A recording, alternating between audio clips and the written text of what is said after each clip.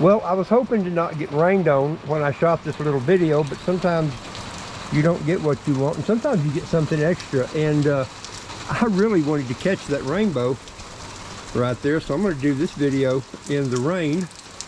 I mean, look at that. That rascal goes all the way over there. That is pretty cool. Pretty cool. Great old big arching rainbow. The sun's real low in the sky over there. We're only about maybe 20 minutes before it goes back behind the hill. So we're just going to work with what we got.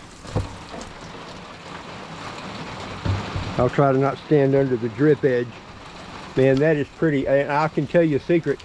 That rainbow is hitting. It may be a little bit past right now, but a moment ago it was on this side of that little hill there, going right down into the spot where I baptized two of my girls.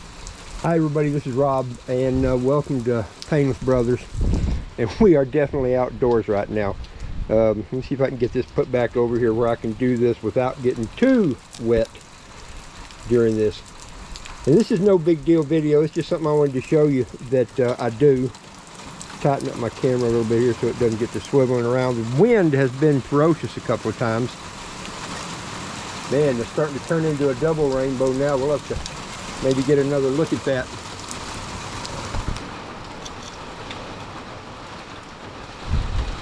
Yep, that is pretty nice. That is pretty nice. That wouldn't take much to make me sad thinking about that rainbow being right there kind of where it is. But we won't think about that right now. What we will think about is doing this before the weather gets worse, although I suspect it's going to get a little bit better. I am down south of where I live. For any of you that have some idea of where I live, I'm about 4 or 5 hours south of where I live. Down even a couple hours south of Midland. I am only about an hour from Mexico right here, and not very far. Hey, there's a little break in the rain, but it's going to keep dripping, I'll bet you. But anyway, I'm doing some work at a church camp that that my girls came to pretty much all their life, and kind of a special place, and so I'm glad to come down here and do stuff. Plus there's the added benefit of seeing lots of wildlife down here. I'm not sure if you can tell, but there is a feeder down there, and some other guys that are here threw a bunch of corn on the ground right there, and so deer come up and pigs come up and that kind of thing, and it's just pretty handy. And a guy can sit right here in his cabin, concrete cabin in this case, my concrete tent I called it in another video, and get comfortable right inside there, basically shoot right through the screen wire at whatever happens to wander up. So some church camps are better than others, I guess. But back to our original subject here. What I wanted to show you is just a little something that I do here. Since it's getting on to dark, and then I'm fixing to convert my rifle over from daytime use into nighttime use.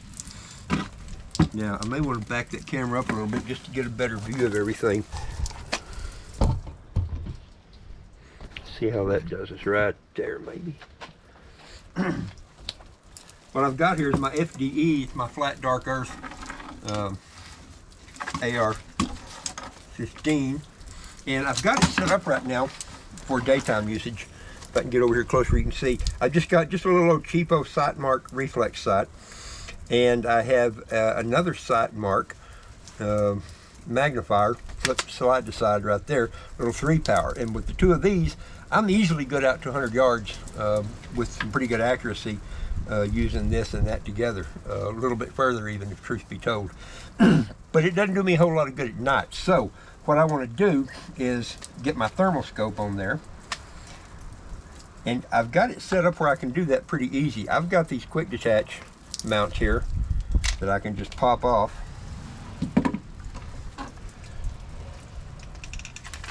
Just like that.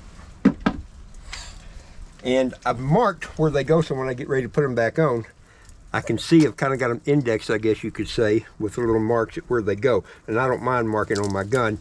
A lot worse things can happen to it than a felt pen mark. And every once in a while I have to come back and redo that.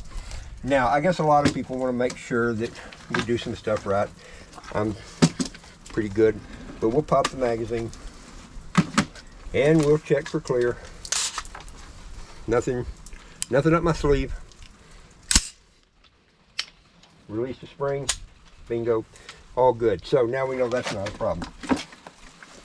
Now what I'm going to put on here is my Pulsar thermal scope. If y'all seen some of the other videos I've got on this channel, this is a pretty good little tool to have. Not a cheap tool to have, but it's pretty nice. Now, I've got this piece right here. I'll talk about this in another video, but that's just kind of to protect things a little bit, the way I've got it fixed. Like I say, we'll do another video. Now, I want to mount this dude. All I do, and I know a lot of y'all know how this works, and this is no big great thing to you, but sometimes it's nice to see it in practice. That one, that, and we're good to go just like that. Now I'm ready to go out in the night and do whatever needs to be done. Works pretty good. Now, zero, does it hold perfect, true, absolute tack driving zero? No, of course not. But it holds pretty good. I think we figured out that when I change them over, it might vary just depending on how tight I get it and that kind of thing, that I get about a half MOA at 100 yards maybe, something like that. But usually at nighttime especially, about 100 yards is as far as I'm going to be shooting. Once in a while maybe 150 depending on what I'm shooting at. For a hog, that doesn't make any difference. This is absolutely good enough for hogs. Absolutely good enough for hogs. It's also good enough for coyotes and other animals that I may be shooting in the dark like that. So not a problem. And then with that on there, it is ready to go. Just like that. So that's all there is to it. This is one of the ones I use at night. I've got a 308 that I use at night as well. And I can swap the cans right back and forth. Pretty much everything's interchangeable. Okay, not everything's interchangeable, but some of the basic stuff is interchangeable from that 308, the things that count. So I can go lighter weight with this, or I can go heavy weight with that 308. At some point, I will probably have my 300 Win Mag set up to do the same kind of thing. But for right now, this is what I need. Put this guy back on. And yes, in case you're wondering, because I am sometimes frugal, I do have a couple of millet scopes that I like pretty dang well. They are good shooters. They are good shooters. All right, so that's it. See if our rainbow is still there. No, it's about faded now. But it is it's a beautiful evening. The rain was soft and pretty, and it was nice. And this is just a pretty place to be. Kind of like it out here. Yep. I don't even know if we can see it on the camera, but it's just the hint of that rainbow left now. Almost the shadow. But that was a special good moment. And I'm glad y'all shared it with me. Thanks for being here. And yeah, not even raining now. So we're good to go. Thank you. I appreciate y'all. Good hunting.